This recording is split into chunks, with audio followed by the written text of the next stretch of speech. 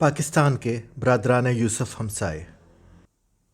یہ مضمون اپریل 2016 میں افغان صدر اشرف غنی کے ایک شکوے کے جواب میں لکھا گیا تھا کہ پاکستان اور افغانستان کے درمیان ایک غیر اعلانیہ جنگ جاری ہے۔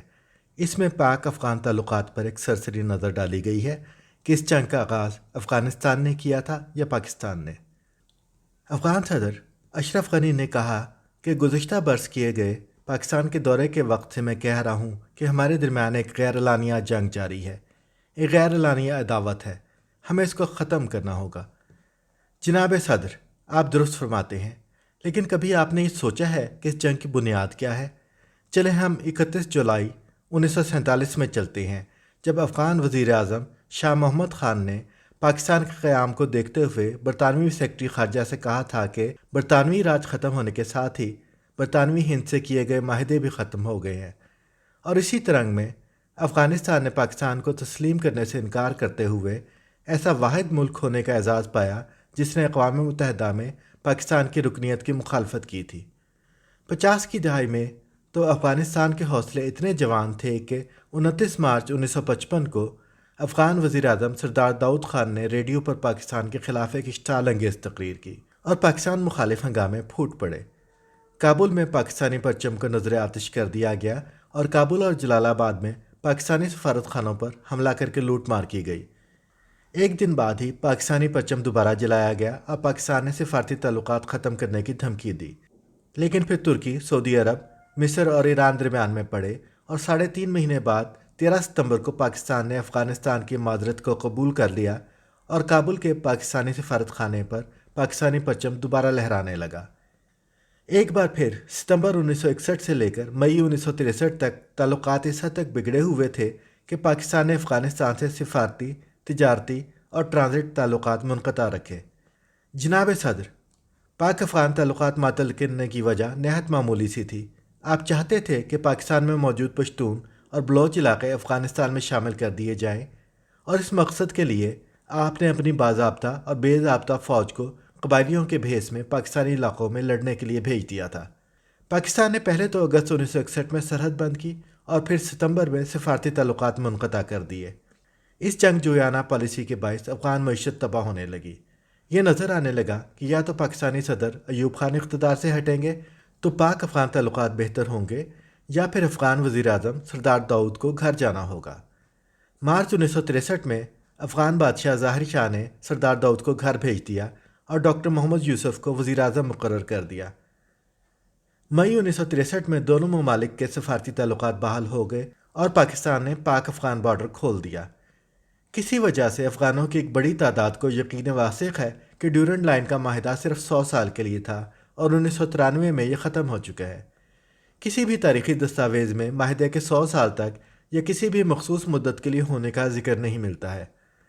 ہوا یوں کہ 1970 کی دہائی تک پاکستان میں افغانستان کی مہم جوئی جاری رہی تاکہ غیر روایتی جنگ، شورش اور سازش کے ذریعے افغانستان یہ علاقے حاصل کر لے، لیکن پھر 70 کی دہائی میں ذوالفقار علی بھٹو نے پاکستان کا اقتدار سنبھالا۔ انہیں پشتونستان کے مسئلے میں افغان حکومت کی کارستانیوں نے ستایا تو انہیں افغانستان میں کمیونسٹ حکومت کے تحت اسلام کو خطرہ نظر آنے لگا۔ انہوں نے افغان طلبہ احمد شاہ مسعود، گلبدین حکمت یار اور برہان الدین ربانی سمیت 5000 مجاہدین کو کفر کی اس یلغار کا مقابلہ کرنے کے لیے تربیت اور اسلحہ دیا، اور پہلی مرتبہ افغانستان کی پالیسی کو افغانستان پر ہی الٹا دیا گیا۔ 40-45 برس گزر گئے، لڑائی افغانستان میں ہی ہو رہی ہے۔ پاکستان پر الزام لگایا جاتا ہے کہ پاکستان آج بھی افغانستان میں لڑ رہا ہے۔ سرکار، جناب صدر اشرف غنی صاحب، اگر پاکستان یہ نہیں کرے گا تو افغان یہاں پاکستان میں لڑیں گے۔ پاکستان نے تجربہ اپنے ابتدائی 25 برس میں کر کے دیکھ لیا ہے۔ سو اگر آپ چاہتے ہیں کہ یہ غیر اعلانیہ جنگ، یہ غیر اعلانیہ عداوت ختم ہو، تو پھر ڈیورنڈ لائن کو ویسے ہی بین الاقوامی سرحد مانیں جیسے باقی ساری دنیا مانتی ہے، ورنہ پھر پاکستان کو اپنے دفاع میں وہی کرنا پڑے گا جو وہ کر رہا ہے۔ جناب صدر، آپ پہلے اپنے ملک کو تو سنبھالیں۔ آپ پاکستانی پشتونوں کو افغانستان میں لینا چاہتے ہیں، جبکہ آج تو افغان پشتون بھی پاکستان میں رہنا چاہتے ہیں اور واپس جاتے ہوئے روتے پیٹتے ہیں۔ ہمارا دوسرا برادر اسلامی ملک جو ہمارے ہمسائے میں ہے وہ ایران ہے۔ ایران پہلا ملک تھا جس نے سرکاری طور پر پاکستان کو تسلیم کیا۔ شاہ ایران کے دور میں پاکستان اور ایران کے تعلقات واقعی برادرانہ رہے۔ भारत से जंगों में शाह ईरान की तरफ से पाकिस्तान को खुली मदद की गई। ये भी रवायत है कि 71 की जंग में पाकिस्तानी तैयारों को भारतीय हमले से महफूज करने की खातिर ईरानी हवाई अड्डे इस्तेमाल करने की इजाज़त दी गई थी। लेकिन फिर ईरान में इस्लामी इनकलाब आ गया जो बाकी सारी दुनिया में बरामद करना लाजिम करार पाया। पाकिस्तान में सऊदी अरब और ईरान की प्रॉक्सी जंग शुरू हो गई, जिससे हम आज तक फैज़याब हो रहे हैं। ब्रादर इस्लामी मुल्क ईरान की इस्लामी इनकलाबी हुकूमत ने हमेशा भारत को पाकिस्तान पर तरजीह दी। फिर ऐसा हुआ कि पाकिस्तान ने गवादर नामी एक बंदरगाह की तामीर भी शुरू कर दी।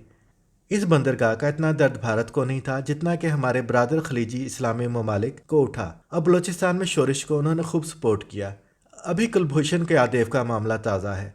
ताहम ईरान का कहना है कि पाकिस्तानी मीडिया में भारतीय जासूस की गिरफ्तारी से मुतालिक ऐसी बातें फैलाई गई हैं जिससे ईरान और पाकिस्तान के दरमियान मौजूद दोस्ती और अखुवत पर मनफी असरात मुरतब हो सकते हैं। पाकिस्तानी वजारत ख़ारजा के एक एहलकार के मुताबिक पाकिस्तान ने कुलभूषण यादव के इकबाली बयान की रोशनी में इसके साथी राकेश रिजवान के बारे में मालूमात फराहम करने और उन्हें पाकिस्तान के हवाले करने के बारे में ईरानी हुकाम से रब्ता किया है। ईरानी भाइयों, ये जो आपका मीडिया पाकिस्तान के बारे में अनाप शनाप लिखता रहता है, क्या कभी आपको ये ख्याल आया है कि इसकी वजह से ईरान और पाकिस्तान के दरमियान मौजूद दोस्ती और उखवत पर मनफी असरात मुरतब हो सकते हैं? ये जो आपके बॉर्डर गार्ड पाकिस्तानी रेंजर्स पर फायरिंग करते रहते हैं और पाकिस्तानी सरहदी बस्तियों पर धावे बोलते हैं, क्या इनकी वजह से दोस्ती और उखवत में इजाफा होता है? आपके चाबहार में जो भारत एक बंदरगाह तामीर कर रहा है, क्या वो आपकी पाकिस्तान से मोहब्बत बढ़ाने के लिए है?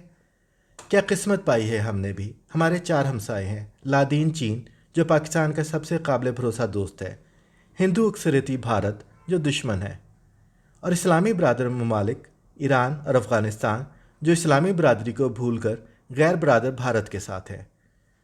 हमारी खुशकिस्मती होगी अगर अफ़गानिस्तान के साथ अच्छे ताल्लुकात हों, लेकिन जब तक अफ़गान हमारे एक बड़े इलाके को अपना करार देकर दुश्मनी डाले रखेंगे और शोरिश बर्पा करेंगे तो ताल्लुकात कैसे अच्छे होंगे? जब ईरान अपना इनकलाब हमारे साथ थोपना चाहेगा और गवादर को नाकाम बनाने के लिए हमारे साथ हुस्न सलूक करेगा और भारतीयों का इस मकसद के लिए एक एक्टिव पार्टनर बनेगा, तो हम उसे दोस्त कैसे समझेंगे? बखुदा ये दोनों अगर पाकिस्तान के बरादर ममालिक हैं तो ये दोनों फिर पाकिस्तान के बरादरान यूसुफ वाले बरादर हैं।